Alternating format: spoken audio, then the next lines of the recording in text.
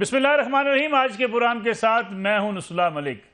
सियासी बहरान हल करने के लिए मुज़ाकरात का आगाज़ तो हो चुका, लेकिन बयानबाजी में इतनी शिद्दत है, इतनी तनकीद है कि ये मुज़ाकरात कामयाब होते हुए दिखाई नहीं देते।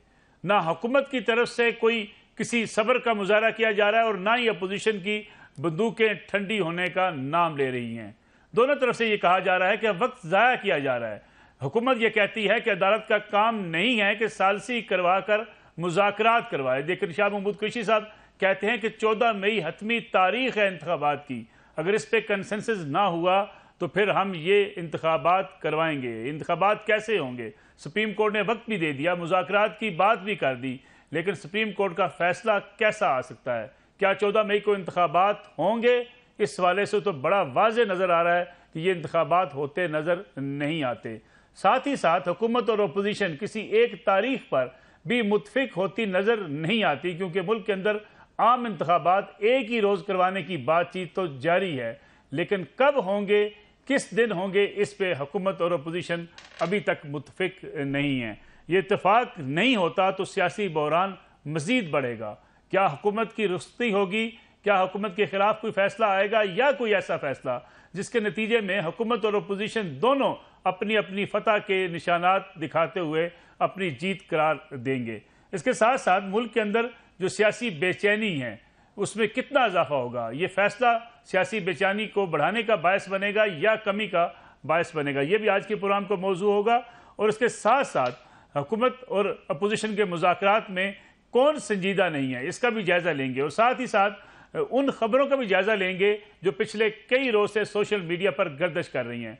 वो तज्ज़िये जिस पे आज सवालात उठाए जा रहे हैं, जिस पे आज तनकीद की जा रही है, जिस पे ये कहा जा रहा है कि हमद मीर साहब या नसीम ज़ोहरा साहबा जो मुल्क के सीनियर सहाफ़ी हैं, उनको एक स्टेटमेंट नहीं देनी चाहिए थी। अफवाज पाकिस्तान भी उस पर अपना मौक़िफ़ दे चुकी। जनरल बाजवा क्या कर रहे थे? जनरल बाजवा ने अपनी सहाफ़ियों के साथ मीटिंग में ऐसा क्या कुछ कहा था कि जिसके बाद एक तूफ़ान उठ खड़ा हुआ है? और इतना साल इंतज़ार करने के बाद, इतनी देर के बाद इस किस्म की खबरें मंजर आम पर आखिर क्यों लाई जा रही हैं? फिर ऐसा माहौल क्यों बनाया जा रहा है जिससे बाजार ये महसूस होता है कि टारगेट अफवाज पाकिस्तान है, टारगेट साबिक आर्मी चीफ हैं? क्योंकि ये भी कहा जाता है कि आर्मी चीफ रिटायर हो चुके जनरल बाजवा इस वक्त सॉफ्ट कॉर्नर हैं। अपोजिशन हो या हुकूमत, सहाफ़ी हों या तजियाकार, सबके निशाने पर इसलिए हैं कि ना वो जवाब दे सकते हैं, ना बातचीत कर सकते हैं, ना किसी ओहदे पर फायज हैं। इसका भी जायज़ा लेंगे। और पाकिस्तान की फ़ौज के तर्जमान ने जो प्रेस जारी की कि हम जो है इस हवाले से उसको भी देखेंगे आज के प्रोग्राम में। हमारे साथ मौजूद होंगे ब्रिगेडियर रिटायर्ड फारूक हमीद साहब। उनसे पूछेंगे फ़ौज की सलाहियत और जो जंग न लड़ने की बातों की प्रोपेगेंडा किया गया उसकी हकीकत क्या है। सबसे पहले आपको लिए चलते हैं मुल्क के सीनियर कानूनदान जनाब हामिद खान साहब के पास। हामिद खान साहब, बहुत बहुत शुक्रिया प्रोग्राम में वक्त देने का। हामिद खान साहब, ये बताइएगा कि जो इस वक्त सबसे बड़ी बहस जारी है, मुज़ाकरात तो शुरू हो गए, लेकिन बाज़ लोग ये समझते हैं कि अदालतों का काम नहीं है कि सियासी मामलात के अंदर उलझे, और बिलाखिर वही हुआ, मामलात बढ़ते गए, अदालतों के ऊपर तनकीद हुई। फिर अगरचे मुज़ाकरात तो शुरू हो चुके हैं, अब मुज़ाकरात का नतीजा अगर कुछ नहीं निकलता तो अदालत को क्या हासिल हुआ? सही फरमा रहे हैं। जनरली यही हम समझते हैं कि जो सियासी मामलात में अदालतों को मुदाखलत नहीं करनी चाहिए, बल्कि हमारे जो है कानून और जूरिस्प्रूडेंस में भी यही कहा जाता है कि जो पॉलिटिकल क्वेश्चन है उनको हल नहीं कर सकती अदालतें, अदालतों को उससे दूर रहना चाहिए। यहाँ पर थोड़ा सा फर्क है, जहाँ कहीं कोई आइन की तशरीह आ जाती है वहाँ पर अदालतों का एक फंक्शन हो जाता है। अब यहाँ पर हुआ ये कि असेंबलियाँ डिसॉल्व कर दी गई। अब वहाँ पर उस पर आइन बड़ा वाज़े है कि अगर असेंबली को डिसॉल्व हो तो फिर उसके बाद इलेक्शन कितने दिनों में होना चाहिए। ये सियासी क्वेश्चन नहीं था, ये आप समझिए कि एक आइनी सवाल था जो अदालतें जिसके ऊपर अपना फैसला दे सकती हैं। उस लिहाज से तो ये अदालत को पूरा इख्तियार है कि आइन पर की तशरीह करे और आइन के मुताबिक अपना फैसला दे। हामिद खान साहब, अब जो कि खुद असम्बलियाँ तोड़ने वाले अदालतों से रजू कर रहे हैं कि असम्बलियों को बहाल किया जाए, अब सुप्रीम कोर्ट ऑफ पाकिस्तान जो मुल्क की आला तरीन अदालत है, جو اس مقدمے کو سماعت بھی کر رہی ہے، اس کی پھر حیثیت کیا رہ جاتی ہے جب خود ایک بندہ اسمبلیاں توڑنے والا یہ کہے کہ اسمبلیاں بحال کر دی جائیں؟ نہیں، اسمبلی بحال کرنے کی تو بات کسی نے نہیں کی، صرف وہی کہا تھا کہ جنہوں نے ریزگنیشن دیے تھے نیشنل اسمبلی میں وہ واپس لے لی اور ختم کر دیں، یہ بات کی ہے انہوں نے میرے خیال میں۔ جہاں تک کہ اسمبلیاں بحال کی جائے اس کے لیے ابھی تک تو میرے خیال میں جو ہے پی ٹی آئی کی طرف سے تو کوئی ایسی درخواست نہیں ہوئی۔ لیکن خان صاحب اگر مذاکرات نتیجہ خیز ثابت نہیں ہوتے تو پھر عدالت کیا کرے گی؟ عدالت جب ثالثی کا کردار ادا کر چکی ہے، وہ عدالت مذاکرات کی بات کر چکی ہے، پھر عدالت اگر فیصلہ کوئی کرے گی تو اس کو کوئی مانے گا؟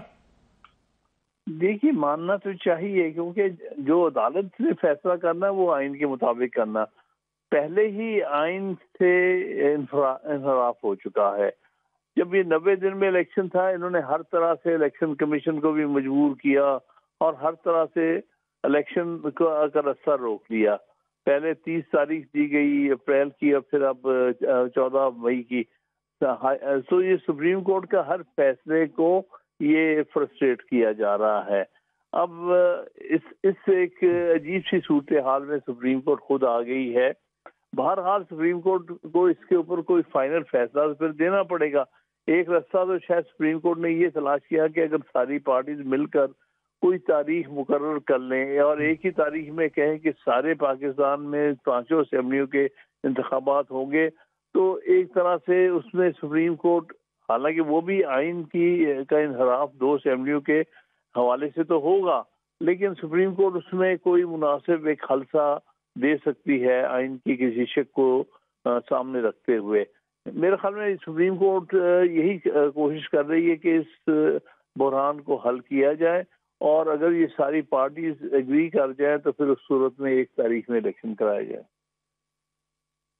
لیکن احمد خان صاحب، پھر یہ سوال اپنی جگہ پہ موجود نہیں رہے گا کہ 90 روز کی خلاف ورزی تو ہو گئی، آئین کی خلاف ورزی بھی ہو گئی؟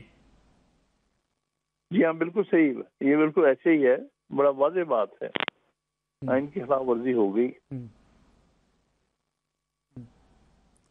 تو پھر اس جو حل ہوگا یا جو فیصلہ ہوگا اس کی قانونی حیثیت کیا ہوگی ثالثی کے بعد کا فیصلہ آئین توڑنے کے بعد؟ دیکھیے، آئین توڑنے والی بات تو نہیں میں کہوں گا، لیکن آئین کی شکوں کی خلاف ورزی ہے، اور اس خلاف ورزی کے حوالے سے پھر سپریم کورٹ نے ہی کوئی نہ کوئی اپنا اس میں فیصلہ دینا ہے کہ ان حالات میں وہ کس طرح سے آرٹیکل 254 کا سہارا لے کے کہتے ہیں کہ چلیے ہم ٹائم ایکسٹینڈ کر دیتے ہیں کیونکہ اس میں یہ ایک آئینی مجبوری آ گئی۔ لیکن میرے خیال میں اس میں مشکلات میں پڑ گئی ہے سپریم کورٹ، اور میں سمجھتا ہوں کہ آئینی اعتبار سے بھی جو کچھ ہوا ہے وہ کوئی خوشائند بات نہیں ہوئی۔ احمد خان صاحب، ایک بڑا اہم سوالات ہیں، اس پہ تنقید بھی اکثر کی جاتی ہے۔ یہ کہا جاتا ہے کہ سپریم کورٹ سیاسی جماعتوں کے مابین تو ثالثی کروا رہی ہے، لیکن عدالت کے حوالے سے خود اس قسم کا ایک ماحول بنا ہوا ہے، اگرچہ آپ اسے تنقید بھی کہہ سکتے ہیں کہ ججز کے آپس میں اختلافات، پھر ججز کے جو بینچز کی تشکیل ہے اس پہ اختلافات، یعنی عدالت اپنے معاملات میں ثالثی کروا کے پوری سپریم کورٹ کو متحد و متفق نہ کر پائے لیکن سیاستدانوں کی صلح کروانے کے لیے میدان میں آ جائے۔ جی، یہ بات تو ہے، اور اصل میں ساری جو معاملہ میں خرابی ہوئی ہے وہ اسی لیے ہوئی ہے کہ سپریم کورٹ متحد نظر نہیں آئی، اس سے بہت ساری یہ جو ہے پیچیدگیاں پیدا ہو گئیں، اور اس سے لوگوں میں بھی جو ہے بڑا ہیجان برپا ہوا، کیونکہ آخری جو عدالتی ادارہ ہے اگر اس کے اندر کسی قسم کی کوئی تفریق آ جائے تو اس سے لوگ بہت زیادہ انسیکیور محسوس کرتے ہیں کہ ہم کہاں جا سکتے ہیں جہاں سپریم کورٹ ہی متحد نہیں ہے۔ یہ ساری جو کچھ بھی یہ پچھلے کچھ عرصے میں ڈرامہ ہوا ہے ملک کے اندر، اس کے اچھے اثرات سامنے نہیں آئے ہیں، اور اس سے یہ بڑی تکلیف سے ایک صورتحال سامنے آئی ہے۔ بہر صورت ان سب اداروں کو اپنے بارے میں سوچنے کی ضرورت ہے، بشمول سپریم کورٹ، کہ ہم کس طرح سے ایک انٹیگریٹڈ سپریم کورٹ رکھیں تاکہ اپنے اختلافات دور کریں، اور آئندہ سے جو بھی پروسیجر کے بارے میں ہم نے فیصلے کرنے ہیں وہ مل بیٹھ کر کریں۔ اور اسی طرح سے ان حکومتوں کو بھی سوچنا پڑے گا کہ دیکھیں آپ آئین کی خلاف ورزی نہیں کر سکتے. جب ایک اسمبلی ٹوٹ گئی ہے تو اس کا الیکشن ہونا ہے، جو اتنے دنوں میں ہونا جتنے دنوں میں آپ نے آئین میں لکھا ہوا ہے. ایک اور بات جو ضروری ہے نصر اللہ صاحب کہ یہاں پر جی یہ تاثر دیا گیا ہے اس سارے دور میں، جو کہ میں سمجھتا ہوں غلط ہے، کہ مختلف وقتوں میں مختلف اسمبلیوں کے الیکشن نہیں ہو سکتے. یہ آئین کے ہرگز کہیں ایسی پابندی نہیں ہے، اور یہ مس انڈرسٹینڈنگ ہے. جو فیڈریشنز ہوتی ہیں، وفاقی جو اسٹیٹس ہوتی ہیں، وہاں پر وفاق کے جو مختلف یونٹس ہیں، یعنی صوبے ہیں، اسٹیٹس ہیں، ان کے اپنے وقت ہوتے ہیں الیکشن کرانے کے. اور جیسے ہندوستان میں آپ دیکھ رہے ہیں کہ 28 اسٹیٹس ہیں، 28 صوبے ہیں، مطلب ان کے الیکشن سال بھر چلتے رہتے ہیں. وہ کوئی ایک ڈیٹ میں تو نہیں ہوتے کہ لوک سبھا کے اور مختلف اسمبلیوں کے بھی ایک ہی وقت میں ہو جائیں. اس کی کوئی ضرورت نہیں ہے. ہر اسمبلی جو ہے وہ آٹونومس ہے، اور اس کو اپنے اپنے وقت پہ الیکشن کرانے ہیں جب کبھی ان کا پیریڈ ایکسپائر ہو جائے یا اس کو تحلیل کر دیا جائے. یہ تاثر بالکل غلط پھیلا ہے کہ الیکشن جو ہے 5 اسمبلیوں کے، یعنی 4 صوبائی اور ایک مرکزی اسمبلی کے الیکشن ایک تاریخ میں ہونے، یہ کہیں آئین کی ریکوائرمنٹ نہیں. حامد خان صاحب، ہم نے دیکھا کہ اکثر ایسے فیصلے ہیں جس پہ پھر واپس لینے پڑے یہ فیصلے، یا اس پہ اپنے موقع کو تبدیل کرنا پڑا پاکستان تحریک انصاف کو. اسمبلیاں توڑنے کی بات ہو، اسمبلیوں سے استعفوں کی بات ہو، پھر واپس جانے کی بات ہو.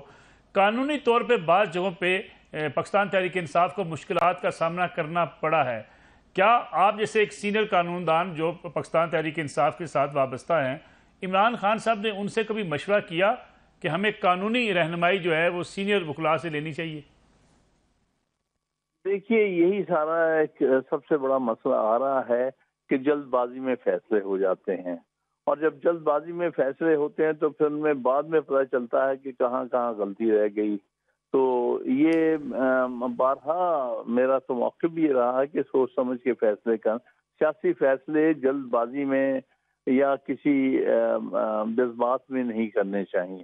یہ ایک کمزوری سامنے آئی ہے. از خود نوٹس کے حوالے سے ایک بڑا ابہام ہے، وہ اس پہ بھی خاصا اس ملک کے اندر اب مسئلہ بنا ہوا ہے کہ ایگزیکٹو کے اختیارات شاید عدالتیں اپنے ہاتھ میں لے لیتی ہیں جب از خود نوٹسز لیتی ہیں. کیا اس پہ ترمیم یا اس حوالے سے جو ریفارمز ہیں وہ ہونی ضروری نہیں تھی؟ ضروری ہیں، بالکل ہیں، کہ از خود نوٹس کن کیسز میں دیا جائے. گو میں سمجھتا ہوں جو یہ کیس ہے، اس میں اگر کسی میں جسٹیفائیڈ ہے تو وہ اس کیس میں تو ہے، کیونکہ اس میں ساری قوم کا مسئلہ سامنے تھا، اور ایک ایسا ڈسپیوٹ آئین بن چکا تھا جس کے اوپر جلد فیصلے کی ضرورت تھی. تو اس لیے یہ سمجھنا یہ ایک کیس ہے جس میں از خود نوٹس لینے کا جواز ہو سکتا. لیکن آپ کی بات بالکل درست ہے، سینکڑوں ایسے کیسز دیکھنے میں آئے ہیں جن میں از خود نوٹس کا کوئی جواز نہیں تھا. بالخصوص جس طرح کے جناب ثاقب نثار صاحب کے زمانے میں از خود نوٹس لیے گئے ہیں ہر قسم کی چھوٹی سے چھوٹی چیزوں کے، ہسپتالوں کے، اسکولوں کے، کالجوں کے، بینکوں کی تنخواہوں کے، وہ تو ایک مذاق بن گیا تھا. لیکن یہاں پر میں نہیں سمجھتا ہوں، یہ ایک قومی مسئلہ تھا جس کا کوئی نہ کوئی آئینی اور قانونی حل تلاش کرنا تھا. لیکن پھر بھی اس کی ریگولیشن کے لیے ہم بہت عرصے سے وکلاء کی ڈیمانڈ ہے کہ آپ کوئی واضح رولز فریم کریں کہ کن کیسز میں خود نوٹس ہو سکتا ہے اور ان کے لیے کیا ایک پروسیجر ہے وہ اڈاپٹ کرنا چاہیے. اس حد تک تو درست ہے یہ ضرورت. حامد خان صاحب عدالتوں میں جو سیاسی مداخلت ہے اس کو ختم کرنے کے لیے کیا عدالتوں میں ججز کی جو تعیناتی ہے اس پہ پاکستان جوڈیشل سروس جو ہے اس کا آغاز کیوں نہیں کیا جا سکا؟ کس کو اعتراض ہے کہ ایسا جو ہے وہ عمل شروع نہ ہو جس کے نتیجے میں عدالتیں سیاست سے پاک ہو جائیں؟ دیکھیے، عدالتیں سیاست سے پاک نہیں ہو سکتی جب تک کہ دوسرے جو ہمارے ادارے ہیں، آرگنز آف اسٹیٹ جسے ہم کہتے ہیں، مقننہ اور انتظامیہ، جب تک کہ وہ اپنا کام خود نہ کریں تب تک یہ مسئلہ، یہ ہم ہمیشہ کہا کرتے ہیں کہ آئین کے اندر جو سپیس ہے وہ سپیس جب تک کوئی اپنی اپنی جگہ پر پوری نہیں کرے گا تو اس سپیس میں ایک دوسرا ادارہ داخل ہو جائے گا. اصل میں مسئلہ کیا ہے؟ ہماری مقننہ انتہا کی کمزور ہے. اس کا ریکارڈ اچھا اس لیے نہیں ہے کہ بارہا مارشاء اللہ لگتے رہے ہیں. مقننہ جو ہے وہ اپنی جگہ قائم نہیں رہی. کوئی تقریباً 20 سال تو پاکستان کی تاریخ ایسے گزرے ہیں جب مقننہ سرے سے ہی موجود نہیں تھی، اور کچھ باقی عرصہ کوئی تقریباً اتنا ہی عرصہ ایسا گزرا ہے کہ فوجی حکمرانوں کے تحت یہ مقننہ کام کرتی رہی اور اپنے فیصلے خود نہیں کر سکی. لہذا ہوا کیا ہے، پاکستان میں جو پارلیمنٹری ٹریڈیشن ہے، جس کو پارلیمنٹری روایت ہم کہتے ہیں، وہ نہیں قائم ہو سکی. لہذا پارلیمنٹ اور انتظامیہ اپنا کام نہیں کر سکیں، اور وہ جگہ جو خالی ہوتی سپیس، آخر کسی نے تو پھر اس کا فیصلہ کرنا ہے. جب یہ فیصلے نہیں کر پاتے تو پھر اس صورت میں عدلیہ پر یہ بوجھ آ جاتا ہے. تو عدلیہ کا قصور نہیں ہے، بلکہ میں یہ سمجھتا ہوں دوسرے اداروں نے اپنا فرض نہیں آئین کے تحت پورا کیا، تو عدلیہ پر یہ بوجھ پڑ رہا ہے غیر ضروری طور پر. اس کی وجہ سے عوام سفر کر رہی ہے، ان کے کیسز میں ڈیلے ہو رہی ہے، اور بہت سارے مسئلے ہیں. تو یہ میرے نزدیک ایک مسئلہ ہے. بہت بہت شکریہ جناب حامد خان صاحب، ملک کے سینئر قانون دان ہمارے ساتھ موجود تھے. ناظرین، پروگرام ایک بریک کا وقت ہوا ہے. بریک کے بعد جب واپس آئیں گے تو بات ہوگی حکومت اور اپوزیشن کے مابین مذاکرات کی. کیا یہ مذاکرات نتیجہ خیز ہوں گے؟ اس پہ بات کرنے کے لیے ہمارے ساتھ موجود ہوں گے وزیر اعظم کے مشیر جناب فیصل کریم کنڈی صاحب. پروگرام ایک بار پھر خوش آمدید. بات ہو رہی ہے حکومت اور اپوزیشن کے مابین مذاکرات کی، اور ہمارے ساتھ موجود ہیں وزیر اعظم پاکستان کے مشیر جناب فیصل کریم کنڈی صاحب. فیصل کریم کنڈی صاحب، بہت بہت شکریہ پروگرام میں وقت دینے کا. یہ بتائیے گا کہ مذاکرات کامیاب ہونے کے امکانات آپ کو کتنے نظر آتے ہیں؟ کیونکہ اگر ہم سیاسی بیانات کی حدت کو دیکھیں تو کہیں کم ہوتی نظر نہیں آتی. لگتا یہ ہے کہ یہ مذاکرات ہوں گے، اس کا نتیجہ کچھ نہیں نکلے گا، معاملہ پھر عدالتوں کے پاس ہی رہے گا. بسم اللہ الرحمن الرحیم. دیکھیں، پاکستان پیپلز پارٹی واحد جماعت تھی جنہوں نے شروع میں کہا تھا کہ مذاکرات ہونے چاہیے چاہے جو کچھ بھی سچویشن ہو. اور آپ نے دیکھا کہ جب گولڈن جوبلی تھی آئین کی، تو اس میں پریزیڈنٹ زرداری صاحب نے اور چیئرمین بلاول بھٹو زرداری صاحب نے بھی اس پہ زور دیا کہ پرائم منسٹر کی جو ہے وہ سربراہی میں جو ہے، اور جہاں پر وہ کہیں گے تو مذاکرات ہوں گے. تو مذاکرات شروع ہو چکے ہیں. مذاکرات کے 2 راؤنڈ ہوئے ہیں. ہمارے کچھ اتحادیوں کو اس پہ خدشات بھی ہیں بیٹھنے پہ، اور میں سمجھتا ہوں کہ ان کے جنون خدشات ہیں. اگر آپ 9 سال کا پولرائزیشن خیبر پختونخوا میں دیکھیں اور مرکز میں دیکھیں، اور جس قسم کی زبان استعمال کی گئی اگر آپ اس کو دیکھیں، تو اس میں تو میں سمجھتا کہ بیٹھنے کی گنجائش تھی یا ہے.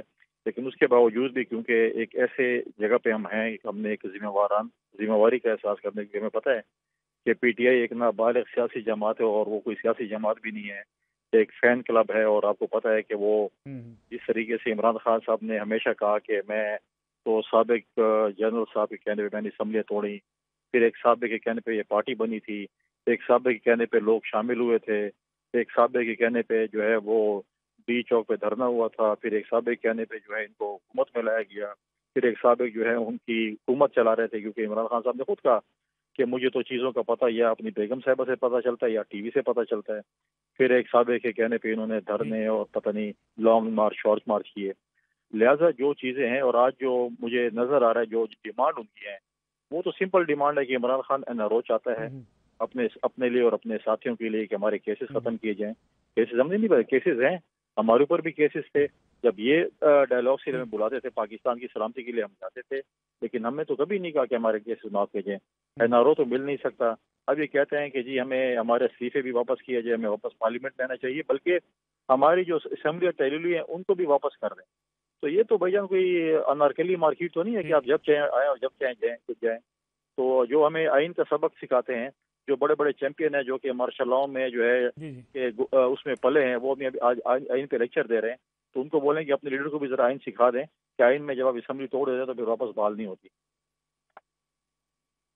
کنڈی صاحب، آپ کہہ رہے ہیں کہ پی ٹی آئی ایک سیاسی جماعت نہیں ہے، نابالغ لوگ ہیں، پھر پاکستان پیپلز پارٹی ہی کیوں مذاکرات چاہتی تھی؟ مسلم لیگ نواز بھی مذاکرات نہیں چاہتی تھی.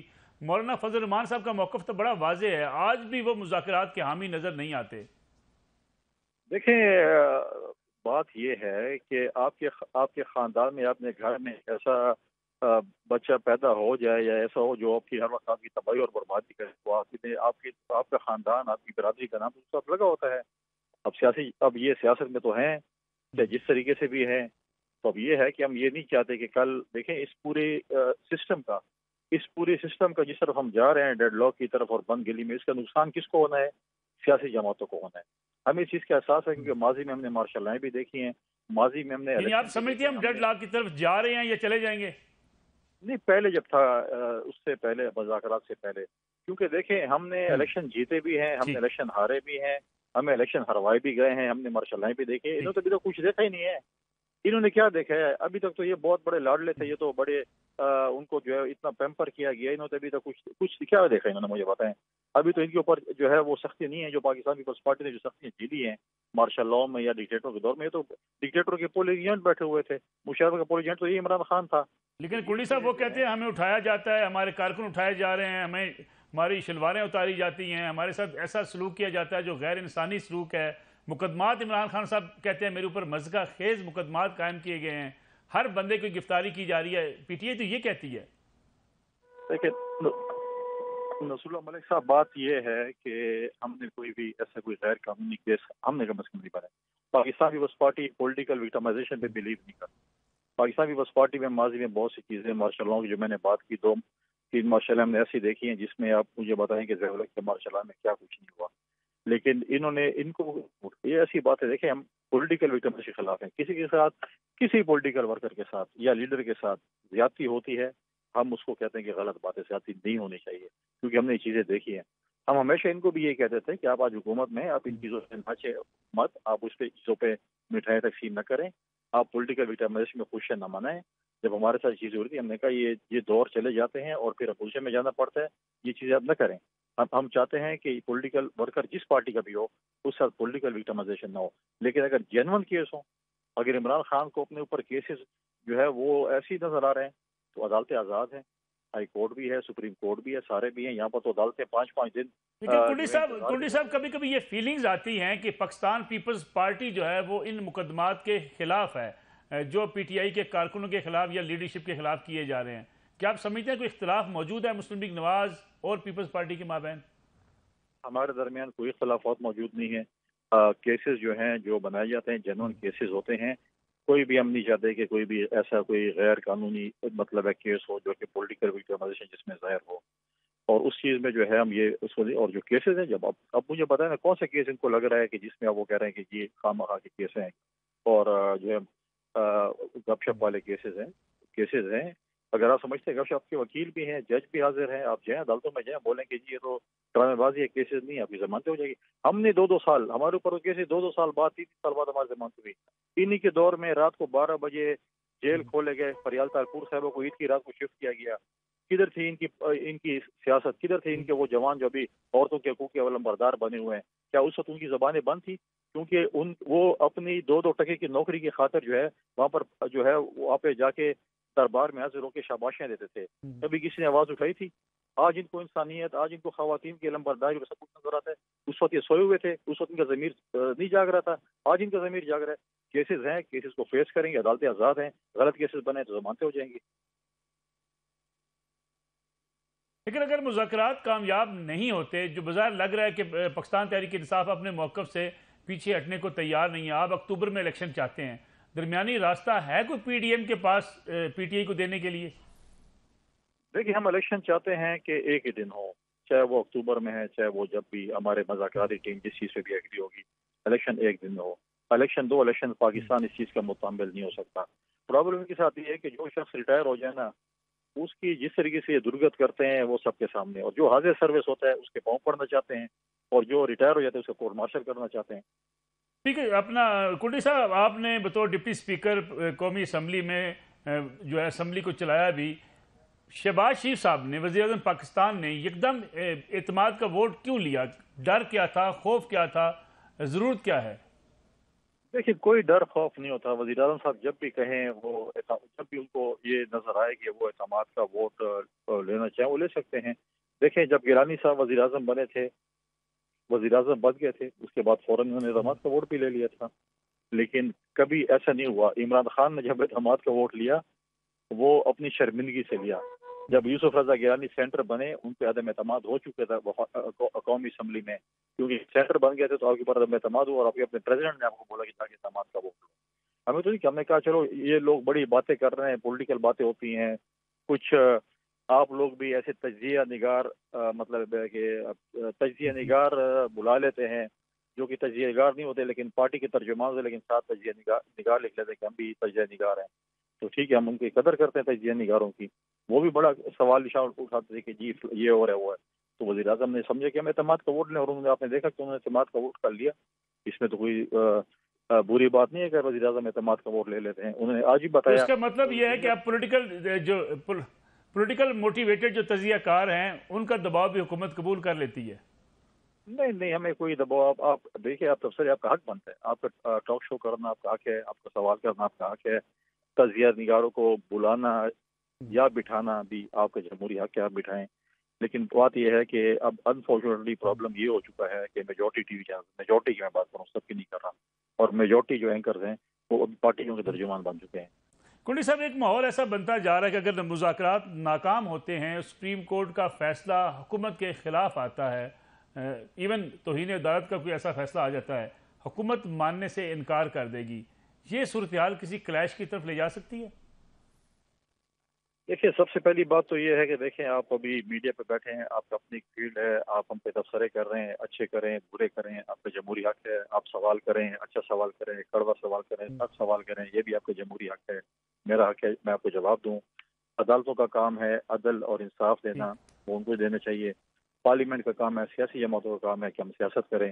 ہم نے پہلے بھی کہا تھا کہ مذاکرات بالکل ہوں گے، ڈائلاگز ہوں گے، لیکن پارلیمنٹ میں ہوں گے، پارلیمنٹ کے فورم، یہ ہمارا فورم ہے پارلیمنٹ، یہاں پر ہوں گے۔ عدالتوں کا کام ہے عدل اور انصاف دینا، تو میں سمجھتا ہوں کہ ہر کوئی اپنے جورسڈکشن میں رہ کر کام کرے تو یہ ملک آگے چل سکتا ہے۔ اگر ہم جورسڈکشن میں کام نہیں کریں گے اور ہم کہیں گے کہ نہیں ہم نے سب کچھ کرنا ہے، اور میں بولوں کہ نہیں میں نصر ملک صاحب جو ہیں اس سے اچھا میں جو ہے اینکر ہوں اور میں اچھے سوالات کر سکتا ہوں اور ان کو سمجھ نہیں ہے، تو میں غلط ہوں گا، کیونکہ میں آپ کو جو تجربہ ہے شاید وہ میرا تجربہ نہیں ہوگا اور میرا تجربہ نہیں ہے اس چیز میں، تو لہٰذا یہ چیز ہے ہر کسی کو میں سمجھتا ہوں کہ اگر اپنے جورسڈکشن میں رہ کر یہ چیز کریں اور اس ملک کو چلنے دیں تو بہت ہی بہتری ہوگی۔ حکومت پی ٹی آئی کا یہ مطالبہ قبل از وقت انتخابات قومی اسمبلی کی تحلیل، یہ ماننے کے چانسز کتنے ہیں؟ دیکھیں یہ تو بھی ہماری اگر میں اس پہ تبصرہ کروں تو یہ ہوگا کہ میری اسٹیٹمنٹ ہوگی، لیکن ہماری جو کمیٹی بیٹھی ہوئی ہے اور پارٹی لیڈرشپ ہے انہوں نے فیصلہ کرنا ہے کہ کیا ہوگا، لیکن مجھے نظر نہیں آتا کہ الیکشن ہوں گے، ٹائم ہوں گے اور پورے صوبوں میں اور نیشنل اسمبلی کے ایک ہی ٹائم پر الیکشن ہوں گے۔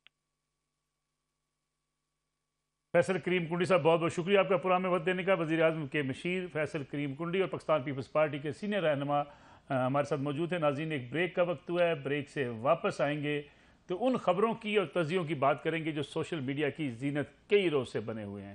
حامد میر صاحب کا اور نسیم زہرا صاحب کا ایک ٹیلی ویژن چینل پر تبصرہ، اور تبصرے کے بعد پھر فوج کے ترجمان کی وضاحت اور مختلف اس میٹنگ کے شرکاء کی وضاحتیں یا ان کے بیانات بھی سامنے آتے ہیں، جس میں کہا گیا کہ پاکستان کی فوج کے سابق سپہ سالار نے جنگ لڑنے یا جنگ کی صلاحیت نہ ہونے کی بات کی تھی۔ اس پہ بڑا ایک سوشل میڈیا پر بحث بھی ہوئی، لیکن حقیقت کیا ہے، آخر فوج کے ترجمان کو وضاحت کیوں دینا پڑی، اس پہ بات کریں گے ایک بریک کے بعد۔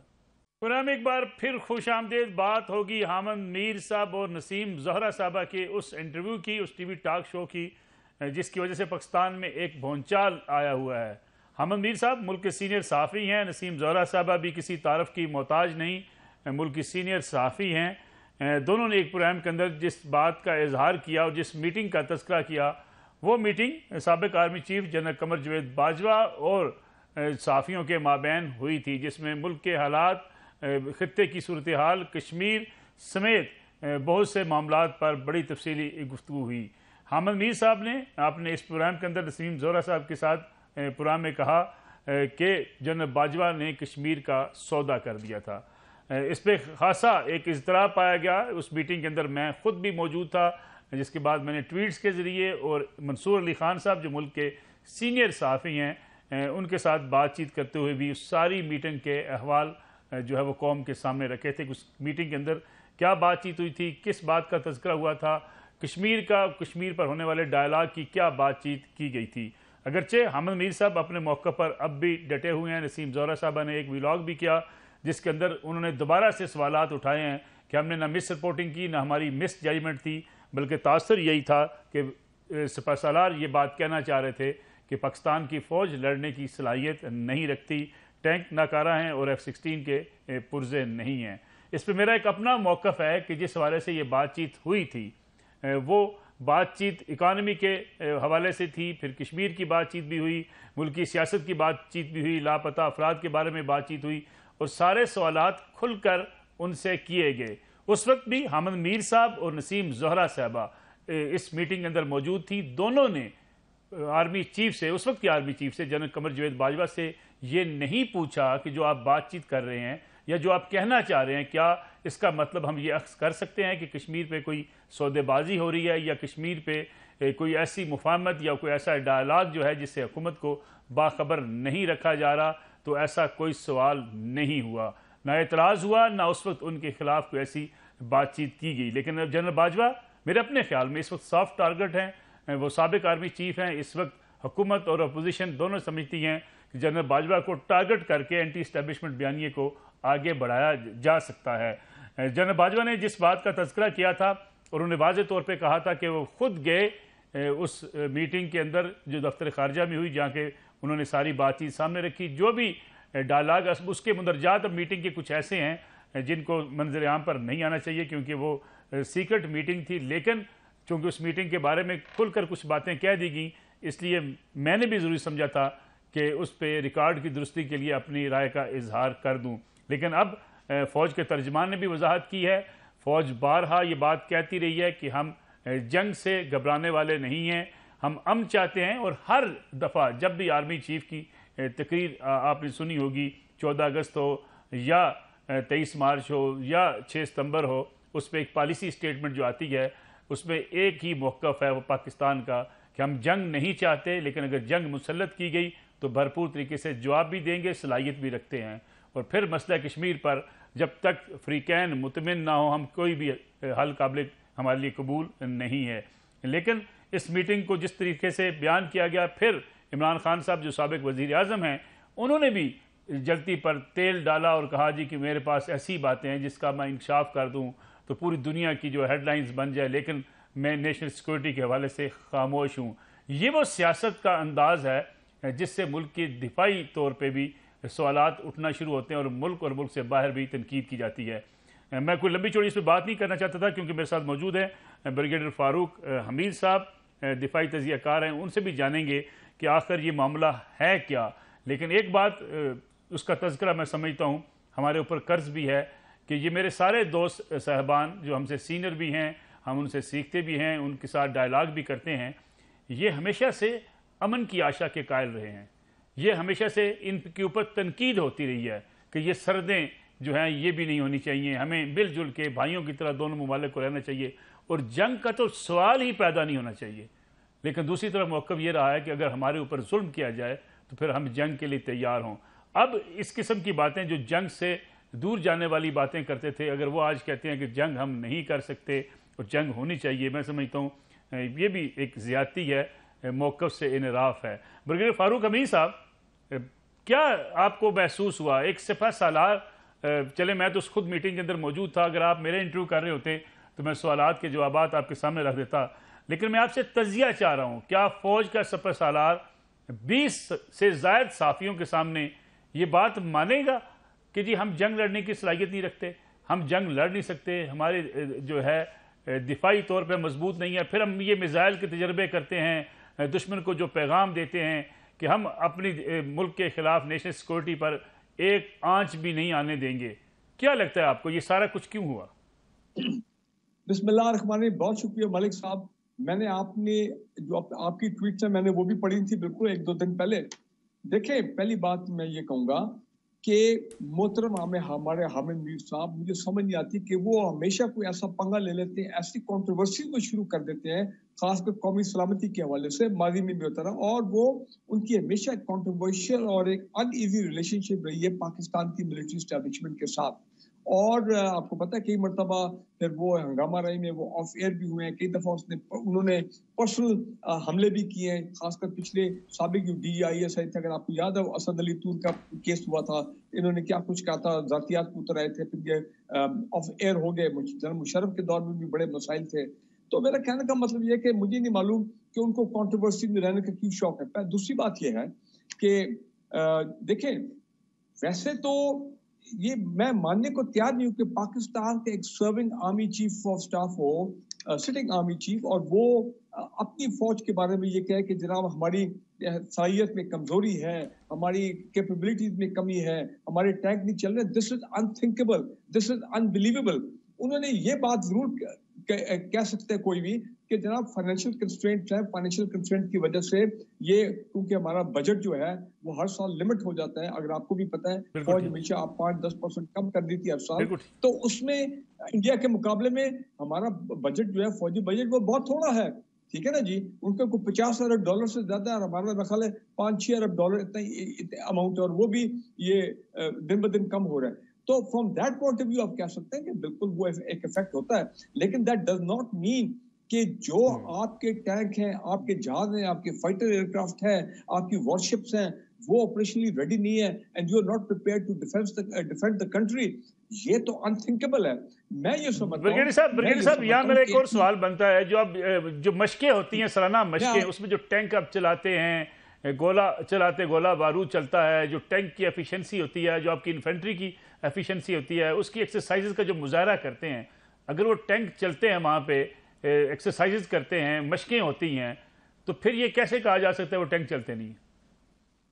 نہیں دیکھیں جی, میں بڑی مزیدار آپ کو ایک بات بتاتا ہوں, please you must believe me. جو کسی یونٹ کمانڈر, چاہے وہ ایویشن کمانڈر ہو, ٹینک یونٹ کمانڈر ہو, آرمر یونٹ کا, انفینٹری یونٹ کا, اگر اس کا ایکوپمنٹ جو ہے وہ سروسیبل نہیں ہے, وہ ایک خاص لیول آف اپنا سروسیبلٹی پہ نہیں ہے, جناب اس کے تو وہ فرق ہو جاتا ہے, وہ تو his career is gone. You have to, یہ اس کی ذمہ داری ہوتی ہے. اور ظاہری بات ہے سپورٹنگ جو آرمز ہیں ان کا کام ہے مل کے to look after that equipment. ایک پورا نظام ہے فوج میں, دیکھیں جی, اٹ از اے پورا سسٹم وچ ورک. کہنے کا مطلب میرا یہ ہے کہ کوئی ہو ہی نہیں سکتا کہ فوج جو ہے وہ آپریشنلی ریڈی نہ ہو, یا ان میں اکوپمنٹ جو ہے وہ ایک خاص ڈینجرس لیول سے اس کی سروسبلٹی گر جائے. ہاں تھوڑا بہت روٹین مینٹیننس سے اکوپمنٹ اپ ڈاؤن ہوتا ہے کچھ دنوں کے لیے, اس کے بعد they go through the routine maintenance inspection, جو پورا ایک نظام ہے اکوپمنٹ کا. بٹ میں آپ سے کہنا یہ چاہ رہا ہوں, دیکھیں میں یہ اچھا اس نظام کے ساتھ مجھے تھوڑا سا یہ بھی بتا دیجیے بریگیڈیئر صاحب, یہ ابھی نندن کو کوئی جال پھینک کے گرفتار کیا تھا آپ لوگوں نے, یعنی ہماری فورسز نے؟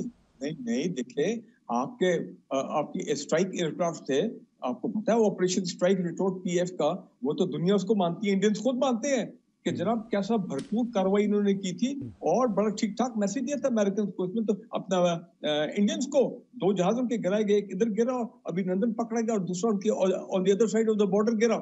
میں جو آپ کو بات بتانا چاہ رہا ہوں, خطرناک اس میں ایلیمنٹ یہ ہے کہ یہ کیوں انہوں نے یہ اپنا یہ بات کی. دیکھیں پاکستان کے عوام کو ڈیمورلائز کرنے کی کوشش کی گئی ہے, اور یہ میں اس کو اتنا لائٹلی نہیں لیتا ہوں. I think there is a larger picture to it. اس کے پیچھے بھی مجھے کچھ ایجنڈا نظر آتا ہے. جنرل باجوہ تو ریٹائر ہو گئے, ابھی ان کو لیکن آپ اسے مس ججمنٹ یا مس رپورٹنگ کے زمرے میں نہیں ڈال سکتے. میں کہتا ہوں غداری کے فتوے ہمیں کسی کے خلاف نہیں لگانے چاہیے. ہو سکتا ہے مس ججمنٹ ہو, جب اتنی لمبی چوڑی گفتگو ہو, اس میں باتیں ادھر سے ادھر ہو رہی ہیں, شاید لوگوں کو ابہام تو پیدا ہو سکتا ہے. چلے میں یہ اس طرح کہہ دیتا ہوں, دیکھیں قوم ڈیمورلائز ہوتی جب ان کو یہ کہا جاتا ہے کہ جی آپ کے آرمی چیف کہہ رہے تھے کہ ہم تو فٹ نہیں ہے وار کے لیے, ہم تو دشمن کا مقابلہ نہیں کر سکتے. لیکن جو خطرناک بات یہ ہے کہ انہوں نے جو الفاظ استعمال کی, چناؤ سودا کا مطلب ہے کہ کوئی ڈیل ہوئی ہے انڈر دی ٹیبل, کوئی سیل آؤٹ ہوا ہے کشمیر کے اوپر. اور بھائی یہ ایک عام ریڈی والا عام پاکستانی کبھی سوچ سکتا ہے کہ پاکستان کی مسلح افواج کوئی انڈر دی ٹیبل کشمیر پر ڈیل کرے گی؟ ہاں جنرل مشرف بھی گئے تھے, انہوں نے بھی کہا تھا ہم out of the box settlement کرتے ہیں انڈیا کے ساتھ, پوری دنیا نے دیکھا. اچھا میں اس میں آپ کے سامنے ایک دو چیزیں, بریگیڈیئر صاحب اگر آپ مجھے موقع دیں, ایک دو چیزیں آپ کے سامنے رکھ دیتا ہوں. جنرل باجوہ نے اسی میٹنگ کے اندر جنرل مشرف کی جو ڈائلاگ تھا یا ٹاکس تھی اس کا ذکر بھی کیا. میاں نواز شریف اور واجپئی کے مابین جو بات چیت ہوئی اس کا ذکر بھی کیا، پھر جنرل مشرف کا جو وزٹ تھا اس کا ذکر بھی کیا، یہ ساری باتیں، پھر ایس کے لامبا کے ساتھ جو بیک چینل ڈپلومیسی تھی اس کا ذکر بھی کیا۔ انہوں نے کہا یہ مذاکرات ہوتے رہتے ہیں، اور یہ مذاکرات ہوتے رہے ہیں اور اب بھی ہو رہے ہیں، لیکن تمام سیاسی پارٹیز کو، سیاسی لیڈرشپ کو ان مذاکرات کا پتہ ہوتا ہے، اس لیے جو اب بھی تجاویز آئی ہیں وہ ہم دفتر خارجہ لے کر گئے ہیں اور ان سے کہا ہے کہ اسے پارلیمنٹ میں لے کر جائیں، فیصلے جو ہیں وہ سیاسی لیڈرشپ کرے گی۔ That was the wording of general Bajwa. نہیں دیکھیں، آپ یو آر ایبسولوٹلی رائٹ، ہر دور میں پچھلے 20 سال سے یہ ایک ایفرٹ رہا ہے کہ انڈیا کے ساتھ اپنا اگر ہماری کوئی پیس اگریمنٹ ہو جاتا ہے اور کور ایشوز کشمیر اور دوسرا دہشت گردی اور یہ پانی کے معاملات، ان کے اوپر اگر پیش رفت ہوتی ہے تو ان کی ٹریڈ بھی بحال ہو سکتی ہے۔ دیکھیں نا، کوئی نہیں کہہ رہا پاکستان میں کہ آج ہم جا کے انڈیا پہ چڑھائی کر دیں، تو پالیسی یہی ہے کہ ہم نے کشمیر سے پیچھے ہٹنا نہیں، اس کے settlement as per the UN این ریزولوشن، اور اگر ہم پہ حملہ کیا تو وی ول فائٹ بیک، ہماری پوری تیاری ہے، سب کچھ ہے۔ تو یہ پیس ایگریمنٹ انڈیا کے ساتھ جنرل نواز شریف صاحب نے بھی کیا، لاہور ڈکلیریشن ہوا 1992 میں، آپ کو یاد ہے، ٹھیک ہے نا جی، اور اس کے بعد انفارچونیٹلی ٹھیک ہے وہ کارل ہو گیا، حالات پر خراب ہو گئے۔ جنرل مشرف تو خود یونیفارم میں گئے تھے، اس دن چند دن پہلے پریزیڈنٹ کا انہوں نے عہدہ لیا اور وہ sitting army chief went out of box settlement, اور ہمارے جو آزاد کشمیر کے لیڈر تھے وہ تیار تھے، میں ملا تھا، انہوں نے کہا جی بالکل ہم جنرل مشرف کو سپورٹ کرتے ہیں اگر کشمیر کا کوئی حل ہو جاتا ہے، لیکن سودا آپ نہیں کہہ سکتے، سودا کا مطلب لیکن برگیڈیئر صاحب سابق وزیر اعظم عمران خان صاحب ایسی باتیں کیوں کہہ رہے ہیں؟ نہیں دیکھیں، اپنا جو چیز نیریٹو مارکیٹ میں پھینکا گیا وہ یہی تھا، اور میڈیا میں آئی ہے، سوشل میڈیا پہ، کہ جناب وہ فوج کرنا چاہ رہی تھی، جنرل باجوہ کرنا چاہ رہے تھے، لیکن ہم نے جو ہے اس کو obstruct کیا کیونکہ یہ کشمیر کے اوپر، دیکھیں کشمیر کے اوپر یہی تھا کہ، اور یہ ہونا بھی چاہیے کہ یہ مسئلہ جب تک حل نہیں ہوگا ہم ایک حد سے آگے نہیں جائیں گے، لیکن اس کا مطلب یہ نہیں کہ ویسے میں ایک تبصرہ ایک اور کر لوں برگیڈیئر صاحب، کتنی مزیدار بات ہے جو وزیر اعظم یہ کہے، برگیڈیئر صاحب جو وزیر اعظم یہ کہے، عمران خان صاحب ہمارے لیڈر کہیں کہ نیب میرے کنٹرول میں نہیں تھی اور نیب والے میری بات نہیں سنتے تھے، جنرل باجوہ کی بات سنتے تھے، وہ اتنے بڑے فیصلہ مسئلہ کشمیر پہ جنرل باجوہ کے سامنے ڈٹ گئے اور رکوا دیا، تھوڑا سا عجیب سے محسوس نہیں ہوتا؟ دیکھیں میں یہ بتا رہا ہوں کہ کہاں ایک وقت تھا کہ جنرل باجوہ اور اپنا سابق پرائم منسٹر عمران خان ایک پیج کے اوپر تھی ان کی گورنمنٹ، اتنا معاملہ ٹھیک ٹھاک چل رہا تھا، کہاں معاملہ الٹا ہو گیا سارا۔ سو یہ ہمیں کچھ چیزیں ذہن میں رکھنی ہے، خام خواہ دیر از نو پوائنٹ ابھی اس ایشو کو ریز کرنے کا بنتا نہیں تھا۔ میں یہ سمجھتا ہوں اس کا سیاسی اینگل تھا، اور وہ یہ ہے میری نظر میں دیکھ رہا ہوں، میں تو جنرل باجوہ کو کبھی ملا بھی نہیں نہ، میں سمجھتا ہوں جو اینٹی باجوہ کیمپین یا اینٹی فیض حمید کیمپین جو کل سے میں ٹی وی پہ سن رہا ہوں کہ جی یہ 4 شخصیت ہیں اور جناب ان کے احتساب ہونا چاہیے، جنرل باجوہ، جنرل فیض حمید، اپنا ثاقب نثار صاحب اور پھر عمران خان۔ سو یہ ایک سیاسی نیریٹو چل رہا ہے، اور مجھے لگتا ہے کہ اپنا حامد میر صاحب نے اس سیاسی نیریٹو کو تقویت دی ہے، and he was part of this political narrative۔ میرا خیال ہے دوسری بات یہ ہے کہ میں آپ کو بڑی کلیئرلی آپ کے پروگرام میں کہہ دوں، دیکھیں جی جنرل راحیل شریف جب تھے وہ تو میڈیا سے ملتے ہی نہیں تھے، وہ ڈی جی آئی ایس پی آر جو ہے وہی تھے جو زیادہ میڈیا کو انگیج کرنا وغیرہ وغیرہ۔ ہاں جنرل اپنا اشفاق کینی وہ ملتے تھے اور لمبی سیشن ہوتے تھے۔ جنرل باجوہ کو بھی شوق تھا، وہ بھی ہر ایک اپنی اپنی پرسنالٹی ہوتی ہے، لمبی ملاقاتیں کرنا، آئی ایم شور آپ نے بھی کئی مرتبہ ملاقاتیں کی ہوتی ہیں پنڈی میں، لیکن ایسی ملاقاتوں میں جب آپ سینسٹیو معاملات کو ڈسکس کرتے ہیں تو وہ ان کی جو کہتے ہیں نا ڈسٹورشن جو ہے وہ غلط طریقے سے پیش ہو سکتی ہے غلط ٹائم کے اوپر، تو جس کا پاکستان کی قومی سلامتی افیکٹ ہوتا ہے، یہ ہوا ہے اس وقت۔